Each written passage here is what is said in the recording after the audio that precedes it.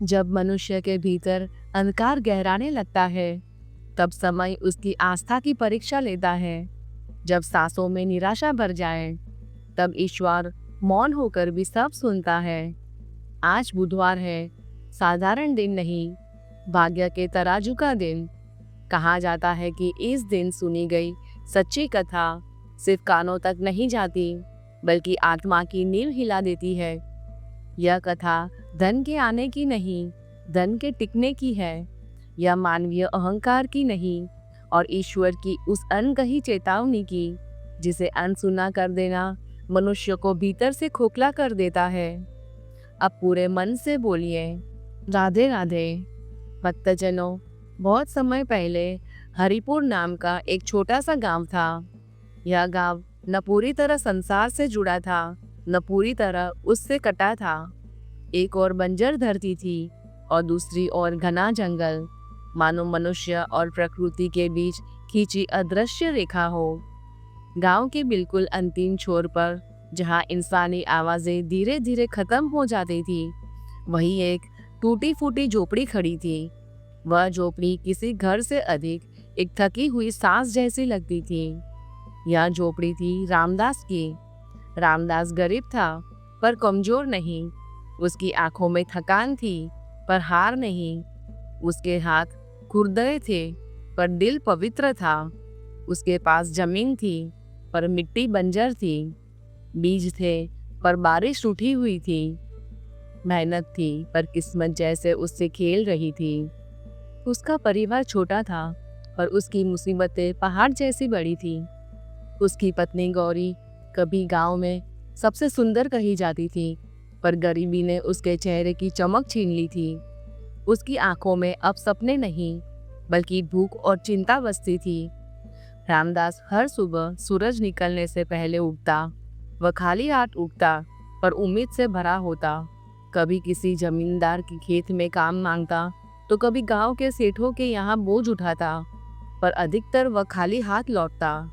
घर खाली हाथ लौटना उसके दिल पर एक नया घाव बन जाता था। वह कभी किस्मत को कोसता, कभी खुद को, और कभी चुपचाप आसमान को निहारता रहता। दिन गुजरते गए, मौसम बदले गए, पर उसकी हालत नहीं बदली। फिर आया जेठ का महीना। आसमान मानो आग बरसा रहा था। धरती दरारों में बंट चुकी थी। पेड़ों के पत्ते सूख कर गिर रहे थे। कुएं सूख चुके थे। नदियां शांत हो चुकी थी। हरिपुर गांव सूखे की चपेट में था। लोग पानी की एक बूंद के लिए तरस रहे थे। मिट्टी धूल बन चुकी थी और हवा में केवल तपिश थी। ऐसे समय में रामदास के घर की हालत और भी बदतर हो गई। पिछले 2 दिनों से उनके घर में चूल्हा नहीं चला था। मिट्टी के बर्तन खाली पड़े थे। अनाज का एक दाना भी घर में नहीं था। दोपहर की तेज धूप में रामदास थका हारा अपनी झोपड़ी लौटा। उसका शरीर पसीने से भीगा हुआ था और मन चिंता से भरा हुआ। उसे उम्मीद थी कि शायद गौरी कहीं से कुछ भोजन का इंतजाम कर लाई होगी, पर जैसे ही उसने झोपड़ी में कदम रखा, उसका दिल बैठ गया। उसकी 6 साल की बेटी राधा भूख से तड़पती हुई जमीन पर पड़ी थी। उसकी आवाज धीमी हो चुकी थी, मानो रोने की ताकत भी उसके शरीर में न बची हो। गौरी एक कोने में बैठी अपनी किस्मत को कोस रही थी। रामदास को खाली हाथ देखकर उसकी आखिरी उम्मीद भी टूट गई। वह गुस्से और लाचारी में चीख पड़ी, फिर खाली हाथ लौटाए। मैंने कहा था शहर जाकर काम ढूंढ लो, पर तुम्हें इस बंजर गांव में मोह है। देखो अपनी बेटी की हालत। अगर आज इसे कुछ खाने को नहीं मिला तो यह मर जाएगी रामदास। ये शब्द रामदास के दिल पर हथौड़े की तरह लगे। वह कुछ न बोल सका, बस अपनी सूखी हथेलियों से अपना चेहरा ढककर जमीन पर बैठ गया। उसे अपने लाचारी पर इतना गुस्सा आया कि वह चाहता था धरती फट जाए और वह उसमें समा जाए। एक पिता के लिए इससे बड़ा दुख क्या हो सकता है कि उसकी संतान भूख से तड़प रही हो और वह उसे एक सूखी रोटी भी न दे सके। तभी राधा रेंगते हुए अपने पिता के पास आई। उसने अपने नन्हे कमजोर हाथ रामदास के घुटने पर रखे और बोली, बापू बहुत भूख लगी है, क्या आज भी हम पानी पीकर सोएंगे? यह सुनकर रामदास का धैर्य टूट गया। उसकी आंखों से आंसू बहने लगे। उसने अपनी बेटी को गले लगाया और मन ही मन प्रण किया, आज चाहे उसे अपनी जान ही क्यों न देनी पड़े, वह अपने परिवार को भूखा नहीं रहना देगा। सूरज लाल अंगारे की तरह डूब रहा था। रामदास झोपड़ी से बाहर निकला और हरिपुर गांव के पुराने गणेश मंदिर की ओर चल पड़ा। यह मंदिर गांव के बाहर एक विशाल बरगद के पेड़ के नीचे बना था। गांव वाले कहते थे कि यह मंदिर बहुत जागरूक है, पर रामदास ने कभी पूजा पाठ पर अधिक ध्यान नहीं दिया था। वह मानता था कर्म ही पूजा है, लेकिन आज जब उसके कर्म भी उसे रोटी नहीं दे पाए, तो उसे ईश्वर की शरण में जाने के अलावा कोई रास्ता नहीं सूझा। मंदिर की हालत भी रामदास जैसी ही थी। दीवारें टूटी हुई थी, मूर्ति पर धूल जमी थी और पूरा परिसर उपेक्षित पड़ा था।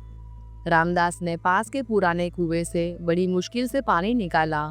उसके हाथ कांप रहे थे, पर संकल्प अडिग था। वह धीरे धीरे मंदिर के भीतर गया और उस पानी से गणेश जी की धूल जमी मूर्ति को साफ करने लगा। पानी की हर बूंद मानो उसके आंसुओं के साथ मिलकर बह रही थी।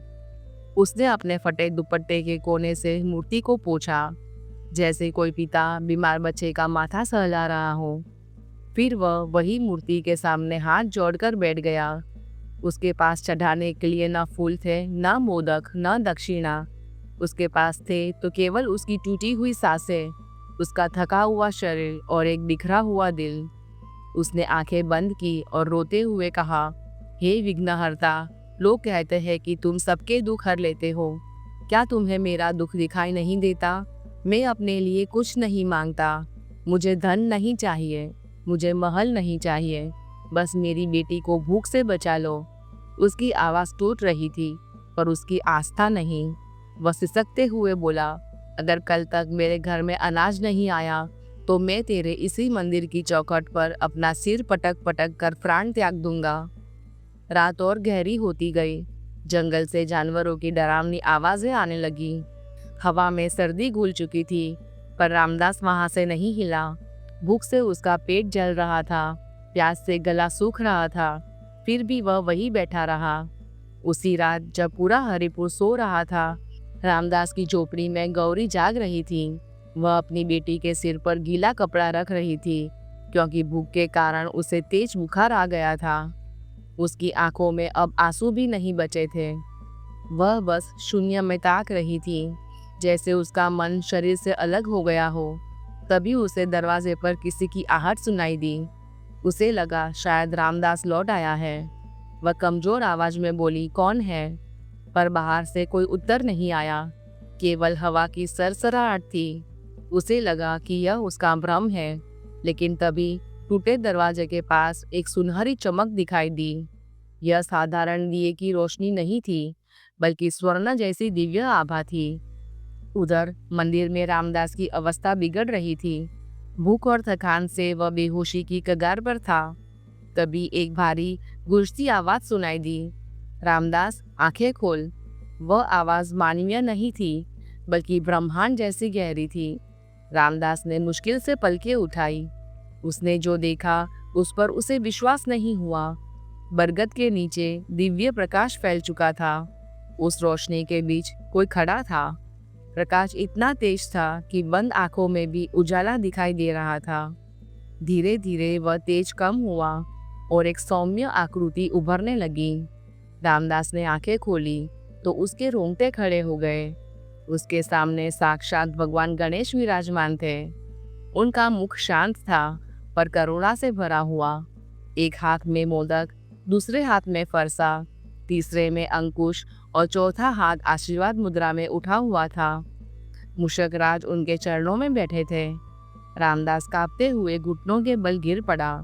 उसका गला भराया, मुंह से शब्द नहीं निकल पा रहे थे, केवल आंसू बह रहे थे, जो भगवान के चरणों तक पहुंच रहे थे। तभी गणेश जी की गंभीर पर करुणामयी आवाज गूंजी, उठो रामदास, मैं तुम्हारी भक्ति और त्याग से प्रसन्न हूँ। आज भी तुम अपनी भूख नहीं, अपनी पुत्री का जीवन बचाने आए हो। एक पिता का यह त्याग और एक भक्त का यह सरल भाव मुझे तुम्हारे पास खींच लाया है। रामदास ने कांपते हाथ जोड़कर कहा, हे प्रभु, हे विघ्नहर्ता, मैं तुच्छ प्राणी हूँ। मैंने जीवन में कोई बड़ा अनुष्ठान नहीं किया, न हवन, न यज्ञ, न कठोर तप। फिर भी आप मेरे सामने प्रकट हुए, मैं धन्य हो गया। भगवान गणेश मुस्कुराते हुए बोले, रामदास, पूजा केवल मंत्रों और दिखावे से नहीं होती। सच्चा कर्म, ईमानदारी और दूसरों के प्रति दया ही सबसे बड़ी आराधना है। तुमने गरीबों में भी कभी किसी का बुरा नहीं चाहा। तुमने झूठ नहीं बोला, धोखा नहीं दिया और मेहनत पर भरोसा रखा। पर तुम्हारे पूर्व जन्म के कुछ कर्म शेष थे, जिनका फल तुम्हें इस जन्म में गरीबी के रूप में भोगना पड़ा। अब वह समय निकट है जब तुम्हारी परीक्षा समाप्त होगी। हवा शांत हो गई, बरगद के पत्ते थम गए, मंदिर में दिव्य ऊर्जा भर गई। रामदास समझ गया कि उसकी किस्मत बदलने वाली है, पर यह बदलाव वरदान भी होगा और परीक्षा भी। भगवान गणेश की वाणी मंदिर के शांत वातावरण में गूंजती रही। उन्होंने गंभीर स्वर में कहा, रामदास, तुम्हारे पूर्व कर्मों की कठोर परीक्षा अब समाप्त हो चुकी है। आज से तुम्हारे जीवन के सारे विघ्न, सारी बाधाएं व समस्त संकट मैं स्वयं दूर करता हूँ। इतना कहते ही उन्होंने अपनी दिव्य सूंड उठाई और करुणा से रामदास के सिर पर फेर दी। उस स्पर्श मात्र से रामदास के भीतर जैसे बिजली सी दौड़ गई। उसके थके हुए अंगों में नई शक्ति भर गई।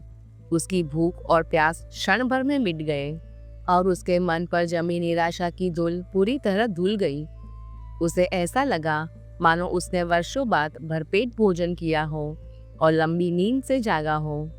उसकी सांसें स्थिर हो गई, हृदय शांत हुआ और आंखों से एक नई चमक उतर आई। भगवान गणेश ने आगे कहा, रामदास, विघ्न हरना और बुद्धि प्रदान करना मेरा धर्म है, पर धन, वैभव और समृद्धि देना मेरी माता स्वरूपा देवी लक्ष्मी का कार्य है। आज बुधवार है, मेरा दिन, और तुमने सच्चे हृदय से मेरी शरण ली है। परंतु कल गुरुवार है, जो श्री हरि विष्णु और माता लक्ष्मी की कृपा का पावन दिवस है। उसी दिन तुम्हारे भाग्य का द्वार खुलेगा। उन्होंने मधुर किंतु गंभीर स्वर में कहा, तुम्हारी पत्नी गौरी पतिव्रता, संतोषी और धर्मप्रिय नारी है। इस क्षण उसके पास भी एक अदृश्य दिव्य शक्ति पहुंच चुकी है, जो उसकी परीक्षा ले रही है और उसका पुण्य प्रकट करने वाली है। अब तुम घर लौट जाओ। तुम्हारे आंगन में जो पुराना सूखा तुलसी का पौधा है, उसे उखाड़ना मत। कल ब्रह्म मुहूर्त में उठकर उसके नीचे की मिट्टी को धैर्य से खोदना। वही तुम्हें तुम्हारे पूर्वजों का आशीर्वाद और मेरे संकेत मिलेंगे। फिर उन्होंने चेतावनी भरे स्वर में कहा, पर याद रखना रामदास, धन आने पर धर्म मत भूलना, सुख मिलने पर अपने कठिन अतीत को मत भूलना और अहंकार को अपने हृदय में स्थान मत देना। यदि तुम भटके तो वही धन तुम्हारा सबसे बड़ा शत्रु बन जाएगा। इतना कहते ही दिव्य प्रकाश धीरे धीरे सिमटने लगा। सुनहरी आभा सिकुड़ती गई, हवा थम गई और देखते ही देखते भगवान गणेश अंतर्ध्यान हो गए। रामदास कुछ देर तक स्तब्ध बैठा रहा। उसे विश्वास नहीं हो रहा था कि उसने सचमुच त्रिलोक के स्वामी से साक्षात संवाद किया है। पर उसके शरीर की नई शक्ति, मन की अद्भुत शांति और हृदय की असीम श्रद्धा यह प्रमाण थी कि यह कोई स्वप्न नहीं था। उसने झुककर उस स्थान की मिट्टी को माथे से लगाया, आंखें बंद कर ओम गणेशाय नमः कहा और पागलों की तरह अपनी झोपड़ी की ओर दौड़ पड़ा। उधर झोपड़ी में एक अलौकिक घटना घट रही थी। गौरी ने जो सुनहरी रोशनी देखी थी, वह धीरे धीरे आकार लेने लगी और एक बूढ़ी स्त्री के रूप में बदल गई। वह स्त्री साधारण प्रतीत होती थी, फटे कपड़े, झुकी कमर, कांपते हाथ और लकड़ी की लाठी, पर उसके चेहरे पर ऐसा तेज था जिसने पूरे कमरे को प्रकाशित कर दिया था। उसकी आंखों में करुणा भी थी और परीक्षा भी। बूढ़ी स्त्री ने धीमी कांपती आवाज में कहा, बेटी, बहुत प्यास लगी है, दूर से चलकर आई हूँ, गला सूख रहा है, क्या थोड़ा पानी मिलेगा? गौरी की स्थिति दयनीय थी। घर में पीने का पानी का केवल एक लोटा बचा था, जिसे उसने अपनी बीमार बेटी राधा के लिए संभाल कर रखा था। एक क्षण के लिए उसका मन विचलित हो गया। यदि वह पानी दे देती तो उसकी बेटी प्यास से तड़प सकती थी। उसका मातृ हृदय दुविधा में फंस गया। पर अगले ही पल उसे अपने संस्कार याद आए। अतिथि देवो भव। उसने मन ही मन कहा, हे ईश्वर, तू मेरी बेटी की रक्षा करना। कांपते हाथों से उसने वह लोटा उठाया और बड़े आदर से बूढ़ी स्त्री को पानी पिलाया। बूढ़ी औरत ने एक ही सांस में सारा पानी पी लिया और तृप्त स्वर में बोली, जुग जुग जियो बेटी, तेरा सुहाग अमर रहे। तूने आज ममता से ऊपर उठकर धर्म चुना है। जिस घर में इतना विशाल हृदय हो, वहां दरिद्रता अधिक दिन नहीं टिकती। जैसे ही उसने खाली लोटा वापस दिया, गौरी को लगा कि लोटा अचानक भारी हो गया है। उसने नीचे देखा तो उसकी आंखें फटी की फटी रह गई। जो लोटा कभी पिचका हुआ पीतल का था, वह अब चमकते सोने में बदल चुका था और उसके भीतर सुगंधित दूध भरा हुआ था। वह भय और आश्चर्य से कांपने लगी। इससे पहले कि वह कुछ समझ पाती, उसने सिर उठाकर देखा। बूढ़ी स्त्री गायब थी। केवल सुनहरी रोशनी का हल्का निशान हवा में तैर रहा था। घबराकर उसने हाथ से सोने का लोटा छूटकर जमीन पर गिर पड़ा और उसमें से दूध की एक भी बूंद छलकी नहीं। उसी क्षण बाहर से तेज कदमों की आवाज आई। रामदास हांफता हुआ भीतर घुसा। चेहरा आनंद से दमक रहा था। उसने आते ही गौरी के कंधे पकड़कर कहा, गौरी, सब बदल गया। हमारे दुख के दिन समाप्त हो गए। स्वयं भगवान गणेश ने मुझे दर्शन दिए हैं। पर गौरी अभी भी उस सोने के लोटे को टकटकी लगाए देख रही थी। उसने कांपती उंगली से नीचे इशारा किया। रामदास की नजर अब उस लोटे पर पड़ी तो वह भी जड़ हो गया। कच्चे गोबर लिपे फर्श पर वह लोटा किसी उगते सूर्य की तरह चमक रहा था। रामदास ने उसे उठाया। वह सचमुच शुद्ध सोने का था। उसने अवाक होकर पूछा, यह कहाँ से आया? तब गौरी ने रोते हुए पूरी घटना सुनाई। कैसे बूढ़ी स्त्री आई, कैसे उसने पानी दिया और कैसे वह चमत्कार हुआ। दोनों पति पत्नी निशब्द खड़े रहे। चौपड़ी में एक दिव्य शांति फैल चुकी थी। मानो गरीबी की छाया धीरे धीरे हटने लगी थी। राधा की सांसें भी अब स्थिर लग रही थी, जैसे अदृश्य आशीर्वाद ने उसे छू लिया हो। पर यह केवल शुरुआत थी, वरदान भी और परीक्षा भी। रामदास अब सब समझ चुका था। उसके मन में बिजली की तरह एक बोध कांपा।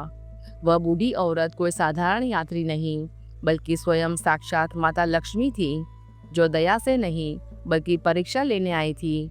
उसके रोंगटे खड़े हो गए।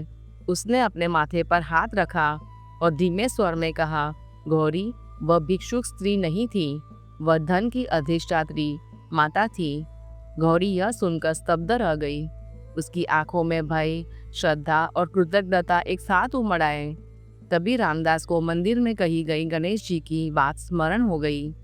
उसने गंभीर स्वर में कहा, भगवान गणेश ने पहले ही बता दिया था कि तुम्हारे पास एक दिव्य शक्ति आएगी। वही शक्ति माँ लक्ष्मी थी। उन्होंने हमारे संस्कार परखे और हमें आशीर्वाद दे दिया।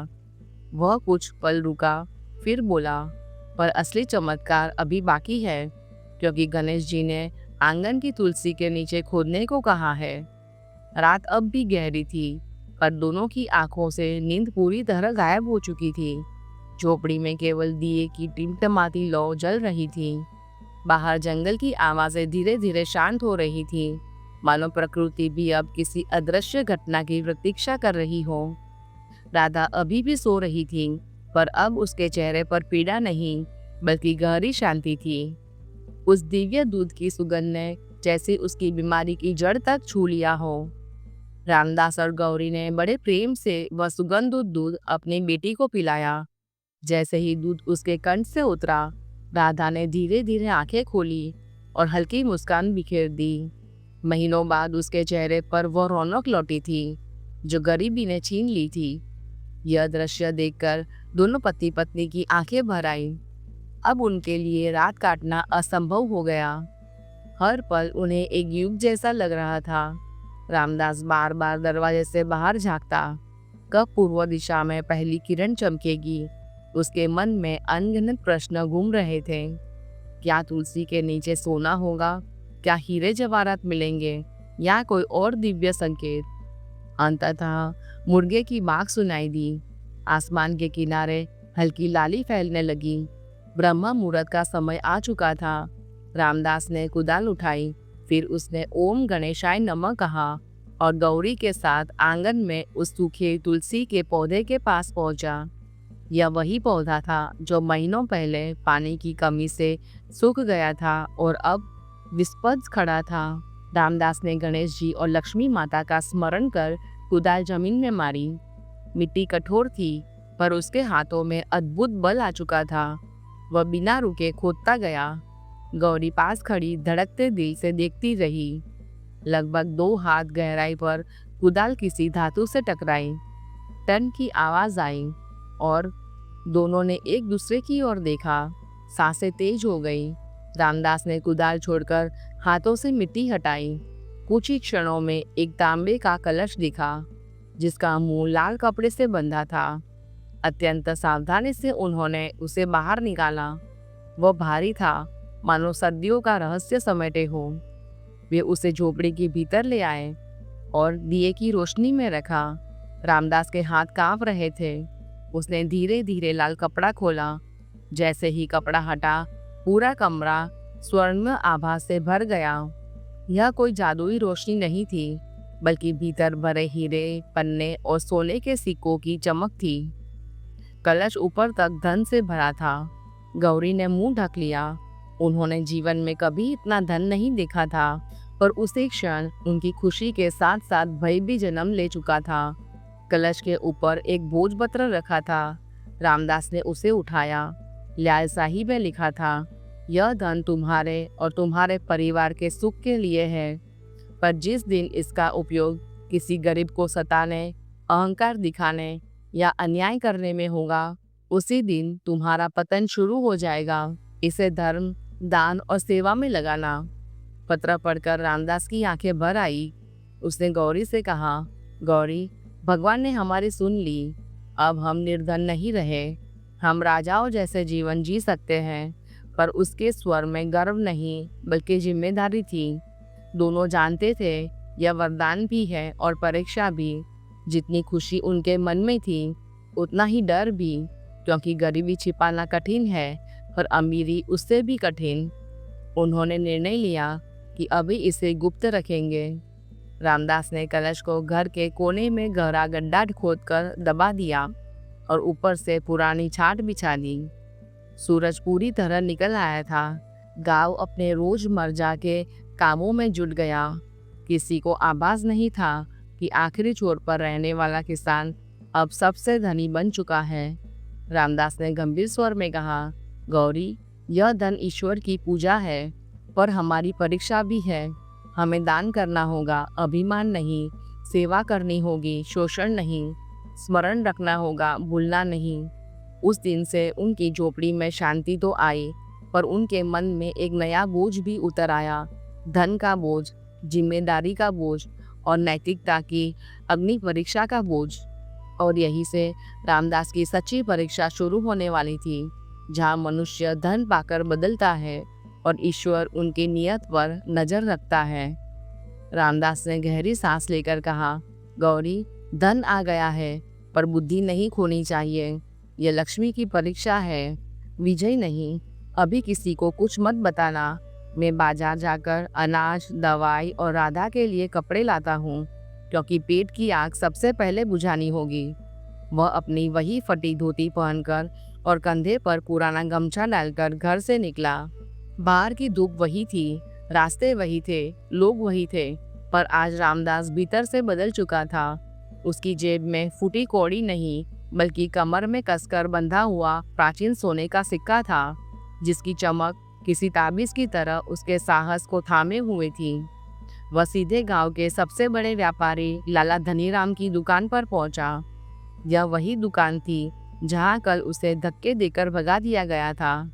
लाला धनीराम धन का भूखा, स्वभाव से कठोर और घमंड से भरा व्यक्ति था। जैसे ही रामदास सीढ़ियां चढ़ा, लाला ने उसे दूर से पहचान लिया और चिल्लाया, अरे रामदास, फिर उधार मांगने आ गया। जब तक पुराना हिसाब साफ नहीं करोगे, एक दाना भी नहीं मिलेगा, भाग यहाँ से। पर आज रामदास झुका नहीं। उसकी आंखों में भय नहीं, स्थिरता थी। वह शांत कदमों से काउंटर तक गया और अपनी कमर से सोने का सिक्का निकालकर लकड़ी के पटरे पर रख दिया। सिक्के की चमक से पूरा बाजार गूंज उठा। लल्ला की आंखें फटी की फटी रह गई। उसने सिक्का उठाया, उल्टा पलटा, दांतों से काटा। वह शुद्ध और अत्यंत पुराना सोना था। क्षण भर में उसका व्यवहार बदल गया। जो आदमी अभी धक्के मारने को तैयार था, वही हाथ जोड़कर बोला, अरे रामदास भाई, आप बुरा मान गए। मैं तो यूं ही कह रहा था। आइए अंदर बैठिए, पानी लाओ। रामदास ने मन ही मन समझ लिया, यह सम्मान उनका नहीं, सोने का है। उसने शांति से कहा, लाला जी, मुझे घर के लिए चावल, दाल, घी, आटा, गुड़, नमक और मेरी बेटी के लिए नए कपड़े चाहिए। मेरा पुराना उधार काट कर बाकी पैसे दे दीजिए। लाला ने तुरंत नौकरों को आदेश दिया। देखते देखते काउंटर पर सामान का ढेर लग गया। वही लोग जो कल उसे धुतकारते थे, आज उसे आश्चर्य से देख रहे थे। रामदास ने सारा सामान एक गट्ठर में बांधा और अपने सिर पर उठा लिया। लाला ने नौकर भेजने की पेशकश की, पर रामदास ने मना कर दिया। वह अपनी जड़ों को भूलना नहीं चाहता था। जब वह घर पहुंचा तो गौरव की आंखें भर आई। उस दिन महीनों बाद उनके घर में असली भोजन बना। गरम पूरियों की खुशबू गलियों तक फैल गई। राधा ने पेट भर खाया और नए कपड़े पहनकर सचमुच राजकुमारी लग रही थी। उसकी आंखों में चमक लौट आई थी। शाम होते होते खबर पूरे हरिपुर में फैल गई। गरीब रामदास को खजाना मिल गया है। लोग तरह तरह की बातें करने लगे। कोई उसे चोर कहता, कोई जिन का भक्त, कोई तंत्र मंत्र करने वाला। पर रामदास चुप रहा। उसे गणेश जी की चेतावनी और भूतपुत्र का संदेश याद था। अगले ही दिन उसने पहला बड़ा निर्णय लिया। उसने गांव के मजदूर बुलाए और पुराने गणेश मंदिर की मरम्मत शुरू करवाई। टूटी दीवारें पक्की करवाई, मूर्ति साफ करवाई, नया रंग कराया और विधिवत पूजा करवाई। फिर उसने पूरे गांव को भंडारे का निमंत्रण दिया। ऐसा महाभोज हरिपुर में कभी नहीं देखा था। अमीर गरीब एक पंक्ति में बैठे, किसी ने किसी से भेद नहीं किया। रामदास और गौरी ने स्वयं भोजन परोसा। जो लोग कल तक ताने देते थे, वे आज उसकी जय जयकार कर रहे थे। भोजन के बाद एक वृद्ध ब्राह्मण ने उसके सिर पर हाथ रखकर कहा, बेटा, लक्ष्मी सबके पास आती है, पर उसे संभालना बिरलों का काम है। तुमने धन आते ही पहले भगवान का घर सुधारा और भूखों को भोजन कराया। तुम्हारा धन दिन दुगना रात चौगुना बढ़ेगा। समय बीतने लगा। रामदास ने धीरे धीरे अपनी बंजर जमीन के आसपास के खेत खरीदे, पर किसी गरीब किसान से जबरन नहीं, उचित दाम देकर। उसने कुएं खुदवाए, नहरें बनवाई और सूखी धरती को फिर हरी भरी कर दिया। मजदूरों को समय पर मजदूरी मिलने लगी। गांव के पानी और अनाज की कमी कम हो गई। पर धन के साथ नई चुनौतियां भी आई। कई लोग उससे ईर्ष्या करने लगे। कुछ सेठ उसे गिराने की चालें चलने लगे। गांव के मुखिया ने भी उससे नजरें टेढ़ी कर ली। फिर भी रामदास हर सुबह तुलसी के पास दीप जलाता और मन ही मन कहता, हे गणपति, मुझे विनम्र रखना। वह रात को सोने से पहले उस भोजपत्र को छूकर प्रण लेता, मैं इस धन का उपयोग सेवा, दान और धर्म के लिए करूंगा। फिर भी भीतर कहीं एक हल्का डर था, क्योंकि उसने सुना था कि लक्ष्मी चंचल है और अहंकार आते ही वह पलट जाती है, और यही से उसकी असली परीक्षा शुरू होती है। धन की परीक्षा, मन की परीक्षा और धर्म की परीक्षा। गांव में चर्चा तेज हो गई। क्या रामदास वही रहेगा या धन उसे बदल देगा? आने वाला समय बताएगा कि यह खजाना वरदान बनेगा या अग्नि परीक्षा। रामदास ने अब खेती को नया रूप देना शुरू कर दिया था। उसने सबसे अच्छे बीज मंगवाए, उत्तम खाद डलवाई और सूखी धरती में जान फूंकने के लिए नए नए कुएं खुदवाए। गांव वालों ने हैरानी से देखा कि जिस जमीन पर कभी एक तिनका भी नहीं उगता था, वहां अब सुनहरी बालियां लहरा रही है। धूप में फसलें ऐसे चमकती थी मानो मिट्टी से सोना उगाया हो। खेतों में हरियाली लौट आई। पशु पक्षी फिर से दिखने लगे और हरिपुर का वातावरण बदलने लगा।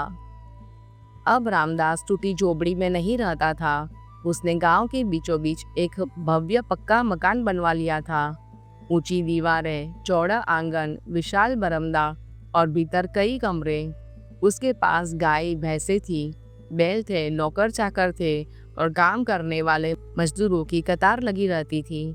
गौरी के तन पर अब फटी साड़ी नहीं, बल्कि चमचमाती बनारसी साड़ियाँ होती थी। उसके गले में सोने के हार, हाथों में कंगन और पैरों में पायल झनझनाने लगी थी। पर इस चमक दमक के बीच एक चीज धीरे धीरे बदल रही थी, रामदास का मन। शुरुआत में वह हर सुबह तुलसी के सामने दीप जलाता, मंदिर जाता और हर निर्णय से पहले गणपति को याद करता। वह गांव के गरीबों की खुलकर मदद करता था। किसी का इलाज, किसी की बेटी की शादी, किसी का कर्ज माफ। लेकिन जैसे जैसे उसकी तिजोरी भरती गई, उसके दरवाजे पर मिलने वालों की भीड़ बढ़ने लगी। आसपास के गांव के जमींदार, सेठ और रसूखदार लोग उसके घर आने जाने लगे। वे उसकी झूठी तारीफों के पुल बांधते। रामदास जी, आप तो राजा हैं, आपकी मेहनत ने आपको यहाँ पहुँचाया है। भगवान तो सबको देता है, पर इतनी अक्ल सबके पास नहीं होती। ये मीठे शब्द धीरे धीरे जहर की तरह उसके दिमाग में घुलने लगे। उसे लगने लगा कि सब कुछ उसकी अपनी काबिलियत का फल है। वह भूलने लगा कि एक समय वह भूख से बिलख रहा था और एक रात गणेश जी ने उसे खजाना दिया था। एक दिन हरिपुर में बहुत बड़ा मेला लगा। अब रामदास गांव का सबसे प्रतिष्ठित व्यक्ति बन चुका था, इसलिए उसे मुख्य अतिथि बनाया गया। वह सजी धजी बैलगाड़ी में बैठकर मेले में पहुंचा। लोग फूल मालाएं लेकर खड़े थे, ढोल बज रहे थे और जयकारे गूंज रहे थे। भीड़ में उसका पुराना मित्र मोहन भी खड़ा था। वही मोहन जिसने गरीबी के दिनों में कई बार अपनी रोटी तोड़कर उसे खिलाई थी।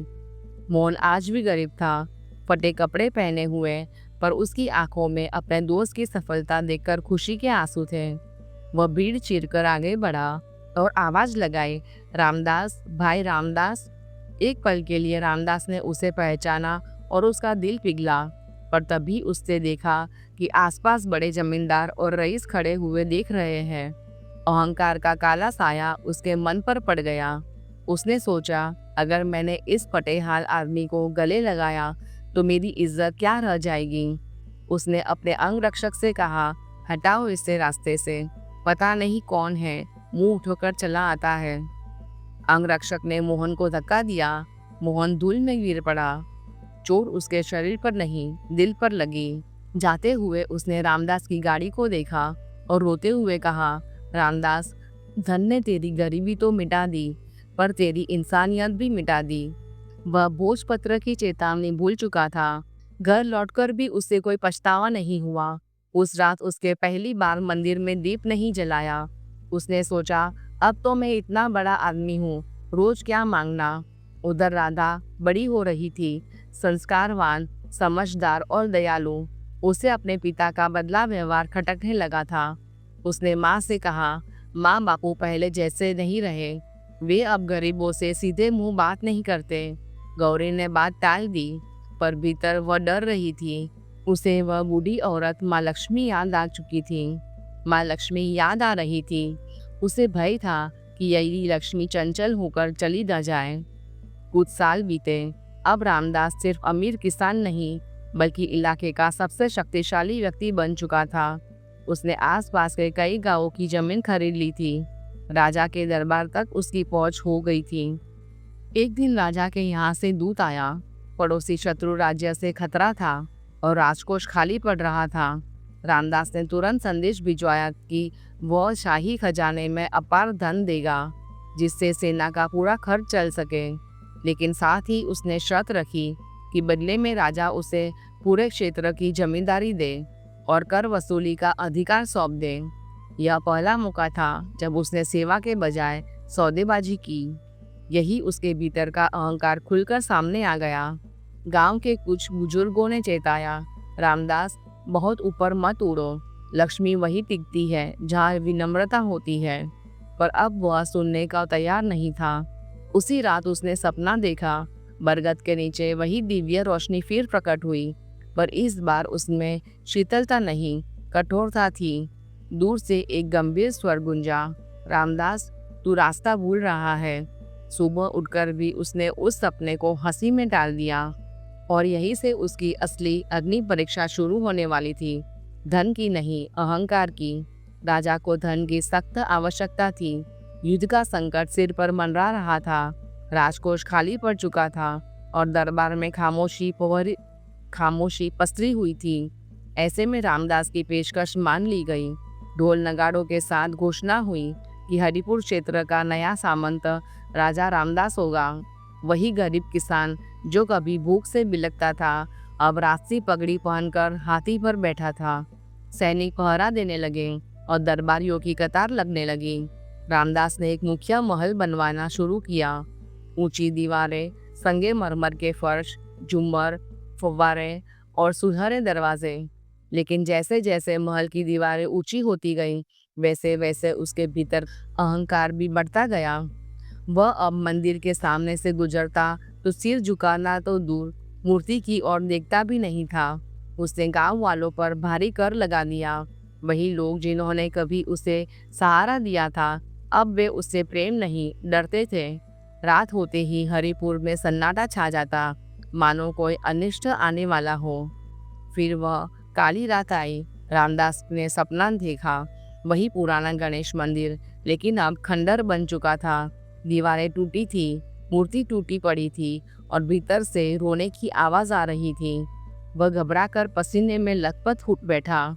उसने पानी पिया और सोच लिया कि यह महज एक बुरा सपना है। सुबह होते ही मखमली पर्दों से छनकर धूप उसके शयन कक्ष में आई। नौकर चांदी की तश्तरी में बादाम दूध लेकर खड़े थे। उसने सपने को झटक दिया और सोचा, अब मेरा विनाश कौन कर सकता है, मैं स्वयं राजा हूँ। उसी दिन उसने दरबार में बड़ा ऐलान करने का निश्चय किया, अपनी बेटी राधा के विवाह का। उसने तय किया कि वह उसे पड़ोसी राज्य के राजकुमार वीरेंद्र से ब्याहेगा। वीरेंद्र अपनी क्रूरता और अय्याशी के लिए कुख्यात था, पर रामदास को इसके फर्क नहीं पड़ा। उसे केवल सत्ता और प्रतिष्ठा दिख रही थी। अब उसने यह बात गौरी और राधा को बताई तो मानो बिजली गिर पड़ी। गौरी ने कांपते स्वर में कहा, स्वामी, वह राजकुमार अत्याचारी है। हमारी राधा फूल जैसी कोमल है, वह वहाँ कैसे ठहरेगी? हमें धन नहीं, बेटी की खुशी चाहिए। यह सुनते ही रामदास क्रोध से लाल हो गया। उसने कड़क आवाज में कहा, चुप रहो गौरी, तुम्हें राजनीति की क्या समझ?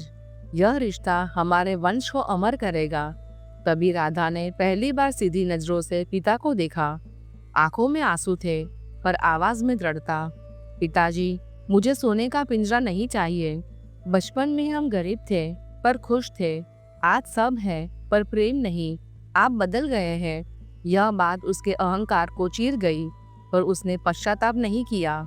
वह गरजा, खामोश, मैं इस घर का स्वामी हूँ, मेरा निर्णय अंतिम है। उसी क्षण बाहर तेज आंधी उठी। महल के झूमर हिलने लगे, दिए बुझ गए और दूर से किसी मंदिर की घंटी बजने की आवाज आई। अगले ही दिन राजा के दरबार से बुलावा आया। वीरेंद्र का प्रस्ताव औपचारिक रूप से स्वीकार कर लिया गया। हरिपुर में जश्न शुरू हो गया, पर राधा का मन टूट रहा था। उसी रात राधा ने सपना देखा, माँ लक्ष्मी उसे पुकार रही थी और मंदिर में गणेश जी की मूर्ति से आवाज आई, अहंकार का अंत निकट है। सुबह होते ही रामदास ने महल में भव्य तैयारियां शुरू कर दी, पर उसके खेत सूखने लगे, कुएं का पानी घटने लगा और गायों ने दूध देना बंद कर दिया। गांव में बात फैलने लगी, लक्ष्मी रूठ रही है, पर रामदास ने ध्यान नहीं दिया और वहीं से उसकी सच्ची गिरावट शुरू होने वाली थी। रामदास ने कड़क स्वर में कहा, मैं अब सिर्फ गांव का मुखिया नहीं, इस पूरे क्षेत्र का राजा हूँ। मेरा निर्णय अंतिम है और उसे कोई चुनौती नहीं दे सकता। अगले बुधवार को ही राधा की सगाई राजकुमार विक्रम से होगी और यह सगाई ऐसी होगी कि चारों दिशाओं में उसकी चर्चा होगी। गौरी और राधा एक दूसरे से निपटकर रो पड़ी। महल की दीवारें उनकी सिसकियों से भर गई, पर रामदास ने एक बार भी पीछे मुड़कर नहीं देखा। वह पैर पटकता हुआ बाहर निकल गया, जैसे उसका दिल पत्थर का बन चुका हो। उसने तुरंत तैयारियों के आदेश दे दिए। सजावट, संगीत, दावत, आभूषण, सब कुछ शाही स्तर का था। फिर भी अपने बनते हुए महल का निरीक्षण करने निकला।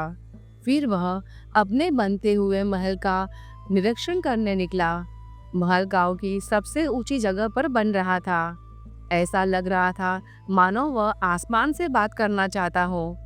छत पर खड़े होकर जब उसने अपना राज्य देखा, तो उसकी नज़र दूर उस पुराने बरगद और उसके नीचे बने गणेश मंदिर पर पड़ी। वह मंदिर अब उसके भव्य महल के सामने छोटा, टूटा और पुराना दिख रहा था। अचानक उसे लगा कि वह मंदिर उसकी भव्यता पर दबा है। उसने अपने मंत्री को बुलाकर कहा, देख रहे हो वो मंदिर? वह मेरे महल के दृश्यों को बिगाड़ रहा है। महल की दीवारें उस ओर इतनी ऊंची बनाओ कि वह दिखाई न दे, और उस मंदिर तक जाने वाला रास्ता बंद कर दो। गरीबों और भिखारियों को जंगल की तरफ से नया रास्ता दो, वे मेरे महल के आसपास न भटके। मंत्री, जो धार्मिक प्रवृत्ति का व्यक्ति था, कांप उठा। उसने हाथ जोड़कर कहा, महाराज, यह वही मंदिर है जिसने आपको बचाया था। इसका रास्ता रोकना दुर्भाग्य को बुलावा देना है। रामदास हंसा। ठंडी, कठोर और भयावह हंसी थी। उसने कहा, मुझे मत सिखाओ, वह सब मेरी मेहनत थी, पत्थर की मूर्ति नहीं। आदेश का पालन करो, वरना सिर कटेगा। डरे हुए मंत्री ने झुककर आज्ञा मानी।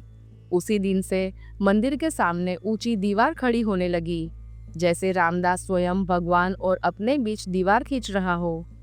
फिर वह बुधवार आ गया, राधा की सगाई का दिन। महल फूलों और रोशनी से जगमगा रहा था। ढोल नगाड़े बज रहे थे। दूर दूर से राजघराने, जमींदार और अमीर लोग आए थे। मदिरा पानी की तरह बह रही थी। रामदास हीरो का हार पहने सिंहासन पर बैठा था, गर्व से भरा हुआ। तभी मुख्य द्वार पर शोर हुआ। पहरेदारों ने एक बूढ़े भिखारी को रोका हुआ था। फटे कपड़े, घावों से भरा शरीर। वह बार बार कह रहा था, मुझे राजा से मिलने दो। आज बुधवार है, गणेश जी का दिन है, बस थोड़ा भोजन दे दो। पहरेदारों ने उसे धक्का दिया। शोर सुनकर रामदास नीचे आया। भिखारी को देखकर उसे अपनी शान में अपमान लगा। वह गरजा, तुझे दिखाई नहीं देता यहाँ रात्रि उत्सव है? तेरी हिम्मत कैसे हुई मेरे द्वार पर आने की? भिखारी ने कांपती गर्दन उठाई। उसकी आंखों में गहरी चमक थी। उसने कहा, बेटा रामदास, मैं भिक्षा नहीं, चेतावनी देने आया हूँ। जिस डाल पर बैठे हो उसी को काट रहे हो। अभी भी समय है, संभल जाओ। अपनी बेटी को नरक में मत धकेलो और अपने प्रभु को भूलो मत। याद है ना वह वादा, जिस दिन अहंकार आएगा। इतना सुनते ही रामदास का क्रोध उफान पर आ गया। उसने जोर से लात मारी। भिखारी सीढ़ियों से लुढ़क कर नीचे आ गिरा। रामदास चिल्लाया, इसे उठाकर राज्य की सीमा के बाहर फेंक दो। अगर यह फिर दिखा तो जान से मार दिया जाएगा। पहरेदार उसे घसीट कर ले गए, पर जाते जाते भिखारी की आवाज गूंजती रही, रामदास, तूने भगवान को दूर किया है, अब भगवान तुझसे दूर होंगे। उसी क्षण आकाश में बिजली कड़की। महल की रोशनियां टिमटिमाने लगी। दूर मंदिर की घंटी अपने आप बज उठी, पर रामदास ने ध्यान नहीं दिया। उस रात महल में जश्न चलता रहा, पर हरिपुर में हवा भारी हो गई। अगली सुबह महल की दीवार में दरार पड़ गई। बरगद का एक विशाल डाल टूटकर गिर पड़ा। गौरी ने रोते हुए कहा, यह सब अपशकुन है। पर रामदास ने फिर भी कहा, यह सब संयोग है। उसी रात उसे फिर सपना आया। गणेश मंदिर खंडर में बदल चुका था और माँ लक्ष्मी दूर खड़ी रो रही थी, और यहीं से उसके जीवन का सबसे बड़ा मोड़ शुरू होने वाला था, जहाँ धन नहीं, अहंकार का हिसाब होगा। वह बूढ़ा भिखारी धूल झाड़ते हुए धीरे धीरे उठा। उसके घुटनों से खून रिस रहा था, कमर झुकी थी और सांसें टूट टूट कर चल रही थी। फिर भी उसके चेहरे पर शिकन नहीं थी। उसने एक बार फिर रामदास की ओर देखा, पर इस बार उसकी आंखों में दया नहीं, कठोर निर्णय था। उसने बस इतना कहा, जैसे तेरी मति वैसी तेरी गति। और वह लंगड़ाता हुआ वहां से चला गया। जैसे ही वह भिखारी महल की सीमा से बाहर गया, वातावरण बदलने लगा। अभी तक आसमान साफ था, पर पल भर में काले बादल उमड़ पड़े। हवा तेज हो गई, सजावटी पर्दे फड़फड़ाने लगे और जलते दिए बुझने लगे। राजकुमार विक्रम की बारात महल के द्वार पर पहुंच ही रही थी कि आसमान में प्रचंड बिजली कड़की। आवाज इतनी भयानक थी कि महल की नींव तक हिल गई। हाथी घोड़े बेकाबू हो गए, डोल गिर पड़े और लोग इधर उधर भागने लगे। अंदर कक्ष में गौरी और राधा थी। राधा दुल्हन के जोड़े में बैठी रो रही थी। गौरी ने खिड़की से बाहर देखा, उसी दिशा में जहाँ भिखारी गया था। लाल धुंधली रोशनी चमक रही थी। उसका हृदय धक धक करने लगा। उसे वही रात याद आ गई जब माँ लक्ष्मी बूढ़ी औरत बनकर आई थी। उसने राधा का हाथ थामकर कहा, बेटी, आज कुछ भयंकर होने वाला है। तेरे पिता ने महापाप कर दिया है। बुधवार के दिन किसी याचक को खाली हाथ लौटाना अनर्थ है। बाहर मंडप में हाहाकार मच गया। तेज आंधी में एक विशाल खंभा टूटकर गिर पड़ा, ठीक उसी जगह जहां विक्रम बैठने वाला था। उसका राजमुकुट मिट्टी में गिर गया। विक्रम के पिता क्रोध से बोले, रामदास, यह कैसा स्वागत है? तुम्हारे राज्य में कदम रखते ही प्रकृति कुपित हो गई है। लगता है यहाँ देवताओं का वास नहीं है। रामदास घबराया, पर हंसी का नाटक करते हुए बोला, महाराज, यह बस मौसम का फेर है। देवता मुझ पर मेहरबान है, तभी तो मैं यहाँ हूँ। पर अनर्थ का चक्र घूम चुका था। उसी समय एक सैनिक हाँफता हुआ आया, महाराज, आपके अनाज गोदामों में आग लग गई है, पानी से नहीं बुझ रही। रामदास के पैरों तले जमीन खिसक गई। अभी वह संभल भी नहीं पाया था कि दूसरा सैनिक आया, आपकी गौशाला की दीवार गिर गई है, सारी गाय जंगल की ओर भाग गई है। मेहमान खिसकने लगे। विक्रम ने पिता से कहा, यह जगह शापित है, यहाँ रुकना खतरा है। रामदास चिल्लाया, रुको, मैं सब ठीक कर दूंगा। पर उसकी आवाज आंधी में डूब गई। तभी महल के भीतर से दिल दहला देने वाली चीख सुनाई दी। वह गौरी की थी। रामदास बदहवास होकर भीतर भागा। कमरे का दृश्य भयावह था। खिड़की टूटकर गिर चुकी थी, छत का हिस्सा ढह चुका था, मलबा चारों ओर बिखरा था। राधा बेहोश पड़ी थी, माथे से खून बह रहा था। गौरी जोर जोर से रोने लगी। रामदास ने राधा को उठाया। वह जिंदा थी, पर सदमे में थी। राजवैद्य बुलाया गया।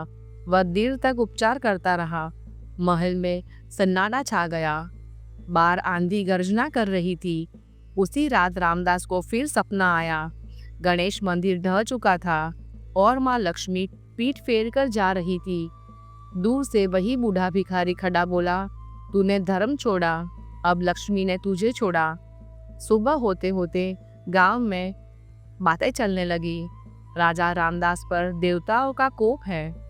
गौरी ने रोते हुए कहा, स्वामी, अभी भी समय है, मंदिर का रास्ता खोल दो, भिखारी को ढूंढो और क्षमा मांगो। पर रामदास का अहंकार अभी भी जिंदा था। उसने कहा, मैं राजा हूँ, किसी भिखारी के आगे नहीं झुकूंगा। तीसरे दिन महल का एक बड़ा हिस्सा भर कर गिर पड़ा। रामदास ने पहली बार डर महसूस किया और उसी रात घोर अंधकार में बरगद के नीचे फिर दिव्य प्रकाश प्रकट हुआ। पर इस बार वह आशीर्वाद नहीं, न्याय लेकर आया था।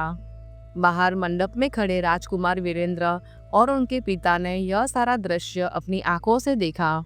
विक्रम पहले ही मन वहां से लौट जाना चाहता था, पर अब वह क्रोध से तमतमा उठा। वह तेज कदमों से भीतर आया और रामदास को घूरते हुए बोला, रामदास, हमने सुना था कि तुम अपार धनवान हो, पर यह नहीं जानते थे कि तुम शापित भी हो। जिस घर में बेटी की सगाई के दिन ऐसा अनर्थ हो, वहाँ हम कभी रिश्ता नहीं जोड़ सकते। रामदास ने अपनी बेहोश बेटी को वहीं छोड़कर विक्रम के पैरों में गिरते हुए हाथ जोड़ लिए। उसके भीतर का अहंकार अभी भी टूटा नहीं था। उसे केवल अपनी प्रतिष्ठा टूटने का डर था। वह गिड़गिड़ाते हुए बोला, राजकुमार, कृपया ऐसा मत कीजिए। यह बस एक दुर्घटना थी। मेरी बेटी ठीक हो जाएगी। मैं दहेज में इतना सोना दूंगा कि आपके हाथे भी ना उठा सके। मेरी इज्जत का सवाल है। विक्रम ने घृणा से अपना पैर खींच लिया और उसे कीड़े की तरह देखते हुए कहा, इज्जत? तुम जैसे लोग जो धन के बल पर नाम बदल लेते हैं, उनकी कोई इज्जत नहीं होती। और सोने की बात करते हो, हमारे पास तुम्हारे जैसे 10 सामंत खरीदने की ताकत है। हमें अपशकुनी बहू नहीं चाहिए। यह कहकर वह अपने पिता और सैनिकों के साथ महल से निकल गया। सजा सवरा मंडप वीरान हो गया। मेहमान धीरे धीरे खिसकने लगे। जो लोग कल तक राजा रामदास के जयकारे लगा रहे थे, वे आज दबी आवाज में कहने लगे, इससे जरूर कोई पाप किया है, तभी देवताओं का कोप टूटा है। रात गहराती गई। बाहर का तूफान थम चुका था, पर रामदास की जिंदगी में असली तूफान अब शुरू हो चुका था। राधा को होश आ गया, पर वह बहुत कमजोर थी। वह माँ की गोद में सिर रखकर रो रही थी। रिश्ता टूटने से ज्यादा उसे अपने पिता के अपमान का दर्द साल रहा था। उधर रामदास अपने कक्ष में अकेला बैठा शराब पी रहा था। उसकी आंखों में आंसू नहीं, जलन और खून उतर आया था। उसे अपनी गलती का एहसास नहीं हुआ। उल्टे वह भिखारी और अपनी पत्नी पर गुस्सा निकाल रहा था। यह सब उस मनहूस गौरी के रोने धोने का फल है। और वह भिखारी जरूर जादू तो ना करके गया है, नहीं तो गोदाम में आग कैसे लगती। तभी उसका मुनीम लड़खड़ाते हुए अंदर आया, कपड़े जले हुए, चेहरा कालिक से पुता हुआ। कांपते स्वर में बोला, मालिक, सब खत्म हो गया। गोदाम का सारा अनाज जलकर राख हो गया। आग बुझी ही नहीं। अस्तबल के घोड़े भाग गए या मर गए। रामदास ने शराब का प्याला दीवार पर दे मारा और चीखा, तो क्या करूं? खजाने से पैसा निकालो, नया अनाज खरीदो, नए घोड़े लाओ। मुनीम डर कर चला गया। नशे में लड़खड़ाते कदमों से रामदास अपने गुप्त कक्ष की ओर गया, जहां उसने तांबे का कलश गाड़ रखा था, उसकी अंतिम उम्मीद। उसने कांपते हाथों से ताला खोला, मशाल जलाई और कलश को वही देखा। उसकी सांस लौटी। जब तक यह कलश है, मैं सब कुछ फिर खरीद सकता हूँ। पर जैसे ही उसने कलश में हाथ डाला, उसकी चीख निकल गई। उसके हाथ में सोने के सिक्के नहीं, काले कोयले थे। उसने पागलों की तरह कलश उलट दिया। हीरे पन्ने नहीं, केवल राख और जली लकड़ी के टुकड़े गिर पड़े। वह जमीन पर गिरकर रोने लगा। मेरा सोना, मेरा खजाना, यह कैसे हो सकता है? गौरी दौड़ती हुई आई। राख में बैठे अपने पति को देखकर वह समझ गई। उसने धीरे से कहा, स्वामी, संभल जाइए, यह ईश्वर का संकेत है। लक्ष्मी अहंकार में नहीं टिकती। आपने उस दिन भिखारी को ठोकर नहीं मारी थी, आपने अपने भाग्य को ठोकर मारी थी। उसी क्षण बाहर बरगद के नीचे से घंटी की आवाज फिर से सुनाई दी। दूर से एक आवाज गूंजी, रामदास, धन लौट गया तो कि धर्म छूट गया। अगले दिन महल की दीवारें और दरक गई। मजदूर भाग गए, गांव वाले दूर हो गए। राजा ने भी उसका सामंत पद छीनने की तैयारी शुरू कर दी। राधा ने पहली बार अपने पिता से कहा, पिताजी, अभी भी समय है, मंदिर का रास्ता खोल दीजिए, भिखारी को ढूंढिए और क्षमा मांगिए। पर रामदास भीतर से टूट चुका था। उसने पहली बार सचमुच डर महसूस किया। उसी रात वह अकेले बरगद के नीचे गया। मंदिर की ऊंची दीवार अब भी खड़ी थी, उसकी अपनी बनाई दीवार। उसने माथा पीटते हुए कहा, हे गणपति, मैंने सब खो दिया। गौरी ने कांपते स्वर में कहा, स्वामी, आपने उस भिखारी को नहीं, साक्षात भाग्य विधाता को ठोकर मारी थी। अभी भी समय है, लौट आइए, प्रायश्चित कर लीजिए। यह सुनते ही रामदास के भीतर का दानव जाग उठा। उसने झटके से गौरी को धक्का दिया। वह दीवार से टकराकर जमीन पर गिर पड़ी। उसकी सांसें टूटने लगी और उसका मन अपने पति की बुद्धि के अहंकार पर ज्यादा रो रहा था। रामदास चीखा, चुप कर मनहूस, यह सब तेरी वजह से हुआ है। तूने ही उस दिन उस बूढ़ी औरत को पानी पिलाया था। तूने ही कोई काला जादू किया है ताकि मेरा धन मिट्टी हो जाए। तो मेरी तरक्की से जलती है। गौरी ने चोट सहते हुए हाथ जोड़ लिए और बोली, स्वामी, मैं तो आपकी अर्धांगिनी हूँ। मैं आपका बुरा क्यों चाहूंगी? धन गया तो गया, हम फिर मेहनत करेंगे। हमारे पास हाथ पैर है, हमारी बेटी है। चलिए हम फिर से खेती करेंगे।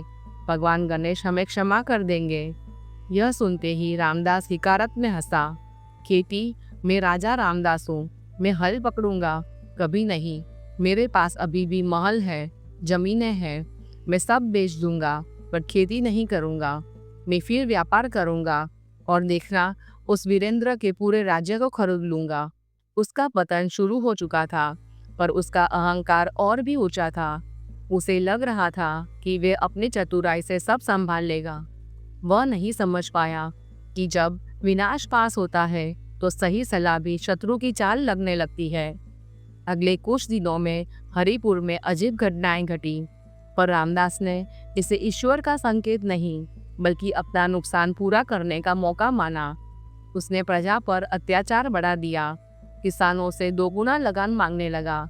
उसने सोचा, लोगों को निचोड़कर मैं फिर तिजोरी भर लूंगा। गांव में त्राही त्राही मच गई।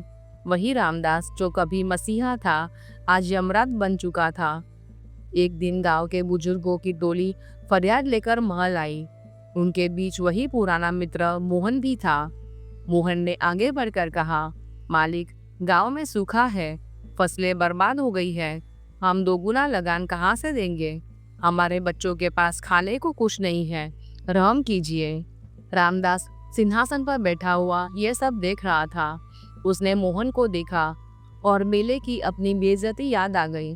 क्रूर स्वर में बोला, अगर लगान नहीं दे सकते तो जमीन मेरे नाम कर दो, और अगर जमीन नहीं दे सकते तो अपने घर बेच दो। कल शाम तक पैसा नहीं आया तो पूरे गांव में आग लगवा दूंगा। बुजुर्ग गिड़गिड़ाते रहे, पर उसका दिल पत्थर हो चुका था। उसने सैनिकों से सबको धक्के देकर बाहर निकालने को कहा। जाते जाते मोहन ने कहा, रामदास, तुमने आज फिर गरीबों की हाय ली है। याद रखना, गरीब की हाय लोहे को भी भस्म कर देती है। तुम आग की बात करते हो, यही आग तुम्हारे घर को जला देगी। रामदास हंसा, बहुत देखे हैं तुम्हारे जैसे भविष्यवक्ता। पर उसी रात राधा की तबीयत अचानक बिगड़ गई। तेज बुखार ने उसे जकड़ लिया। वह बेहोशी में बड़बड़ाने लगी। वैद्य आए, हकीम आए, पर दवा असर नहीं कर रही थी। वैद्य ने नाड़ी देखकर कहा, महाराज, यह साधारण रोग नहीं है, बेटी के प्राण संकट में हैं। लगता है उसकी जीने की इच्छा टूट रही है। अब केवल ईश्वर ही बचा सकते हैं।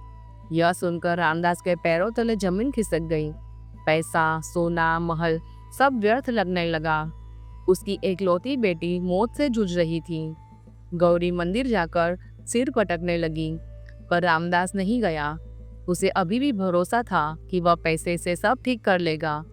उसने शहर से बड़े बड़े डॉक्टर बुलाए, पानी की तरह धन बहाया, अपनी जमीनें गिरवी रख दी, पर राधा की हालत और बिगड़ती गई। एक रात राधा ने धीरे से आंखें खोली। कमरे में केवल दिए की मंद रोशनी थी। गौरी रोते हुए बैठी थी। रामदास बेचैन खड़ा था। राधा ने बहुत धीमी आवाज में कहा, बापू।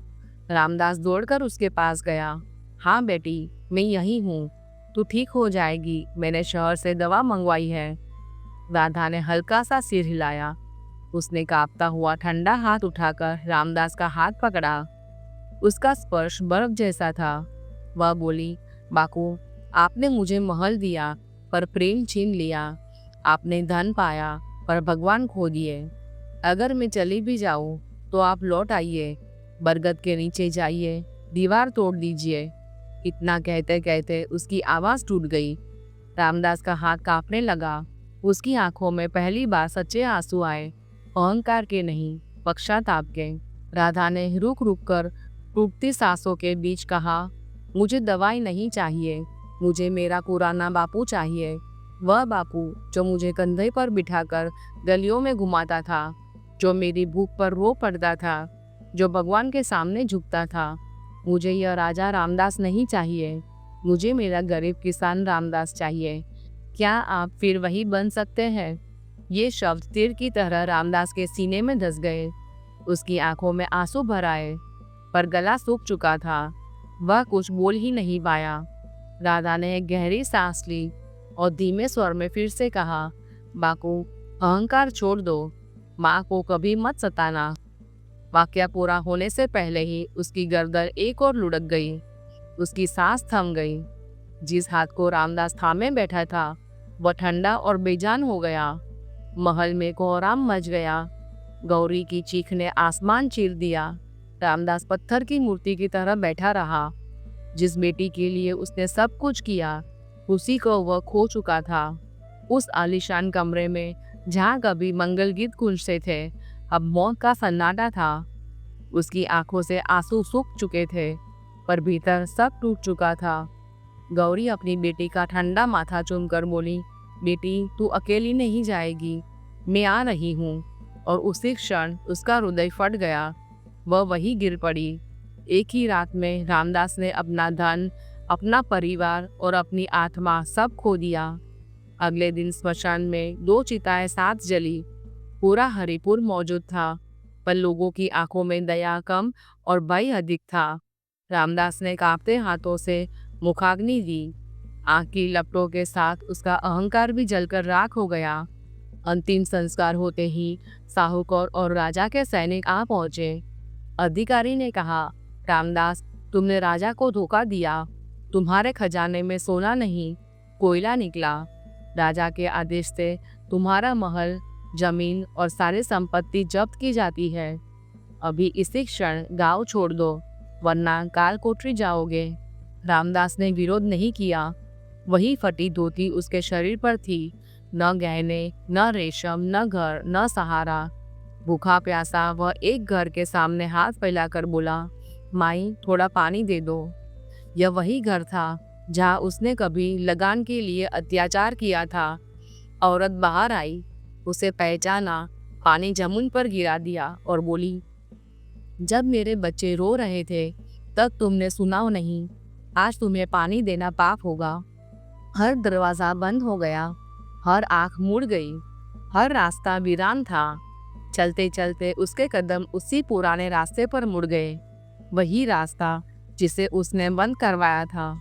गिरता पड़ता वह जंगल के बरगद तक पहुंचा। मंदिर जर्जर था, पर भीतर एक दिया टिमटिमा रहा था। आज बुधवार था, वही दिन जब उसने पहली बार यही मन्नत मांगी थी। वह घिसटते हुए सीढ़ियाँ चढ़ा और गणेश जी के चरणों में गिर पड़ा। वह फूट फूट कर रोया, हे विघ्नहर्ता, मैंने महापाप किया। तुमने मुझे मिट्टी से उठाकर आसमान दिया और मैंने अहंकार से सब जला दिया। मेरा धन गया, मेरा परिवार गया, मेरा मान गया।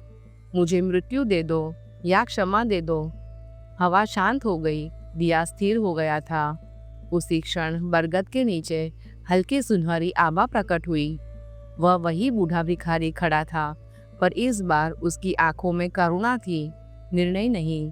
उसने कहा, रामदास, तू गिरा है पर टूटा नहीं। जो गिर कर उठता है वही भक्त बनता है। धन लौटा नहीं, पर धर्म लौट सकता है। रामदास ने सिर झुकाया और कहा, मैं राजा नहीं बनूंगा, मैं फिर किसान बनूंगा। उसने मंदिर के सामने बनी दीवार को अपने हाथों से तोड़ना शुरू किया। हर पत्थर गिरते ही उसके भीतर का बोझ हल्का होता गया। वह रोता रहा, गिरता रहा और फिर उठता रहा। रात बीती, सुबह की पहली किरण मंदिर पर पड़ी। जर्जर दीवार गिर चुकी थी। रास्ता फिर खुल गया था। गांव के कुछ लोग दूर से देख रहे थे, पर इस बार तिरस्कार नहीं, मौन था। रामदास ने प्रण लिया, वह दान करेगा, सेवा करेगा और जीवन भर प्रायश्चित करेगा। और वही टूटे मंदिर की देहरी पर उसने पहली बार फिर कहा, ओम गणेशाय नमः। रामदास रोते रोते गणेश जी के चरणों में गिर पड़ा। उसी क्षण मंदिर के पुराने पुजारी, जिनकी दाढ़ी सफेद बर्फ जैसी हो चुकी थी, धीरे धीरे लाठी टेकते हुए वहां पहुंचे। उन्होंने रामदास के सिर पर करुणा से हाथ रखा। उनका स्पर्श इतना शांत था कि मानो जले हुए मन पर शीतल जल पड़ गया हो। पुजारी ने गंभीर स्वर में कहा, बेटा रामदास, मौत मांगना बहुत आसान है, पर प्रायश्चित करना कठिन। भगवान गणेश और माँ लक्ष्मी ने तुम्हें यह जीवन दंड नहीं, सीख के रूप में दिया है। तुमने धन को ही सब कुछ मान लिया, जबकि असली संपत्ति संतोष, दया और परोपकार थी। रामदास ने सुबकते हुए पूछा, तो बताइए बाबा, मेरे पापों का प्रायश्चित कैसे होगा? मैं क्या करूं? पुजारी ने मंदिर की टूटी सीढ़ियों की ओर इशारा करते हुए कहा, अपना शेष जीवन इसी मंदिर की सेवा में लगा दो। जिस मंदिर को तुमने अपनी नजरों से हटाना चाहा, अब उसी की धूल साफ करो। आने वाले हर भक्त की सेवा करो। अपनी कहानी छिपाओ मत, सबको सुनाओ, ताकि कोई दूसरा रामदास अहंकार में अंधा होकर अपना सर्वनाश न कर बैठे। यह सुनते ही रामदास ने वही प्रण लिया। उसने अपने राजसी नाम, महल और महत्वाकांक्षा को मन से त्याग दिया। उसने हाथ जोड़कर कहा, आज से मैं राजा नहीं, फिर वही साधारण किसान रामदास हूँ, केवल गणेश जी का सेवक। उस दिन से हरिपुर ने एक अद्भुत दृश्य देखा। वो होने से पहले एक झुकी कमर वाला बूढ़ा व्यक्ति मंदिर की सीढ़ियां साफ करता दिखता। वह कुएं से पानी खींचकर मूर्ति को स्नान कराता, जंगल से फूल चुनकर लाता और टूटे पत्थरों को अपने हाथों से जोड़ता। वह हर श्रद्धालु के सामने हाथ जोड़कर खड़ा रहता और एक ही बात कहता, भाइयों और बहनों, भगवान से केवल धन मत मांगो, उसके साथ सद्बुद्धि भी मांगो।